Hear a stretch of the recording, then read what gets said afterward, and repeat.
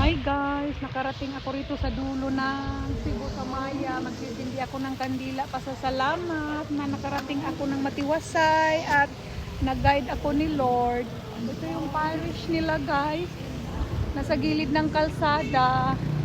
Kalawang punta ko na kasi rito pero hindi kami nakapagsindi noon kaya talagang gustong-gusto kong para i-guide ba. Pasalamat na second chance nakabalik ulit. And then ito yung pangalan nila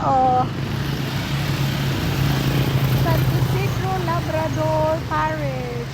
Sa gilid siya ng kalsada guys. Doon kami nagmula. Ang ganda ng parish nila, malinis, tahimik. Meron silang Mama Mary doon na fountain. Maliit lang siya guys pero malinis, cute, matiwasay, tsaka mahaba. Maraming pwesto sa gilid ng simbahan. Ayan, magsindi tayo para i-guide tayo ulit sa ating travel and flight.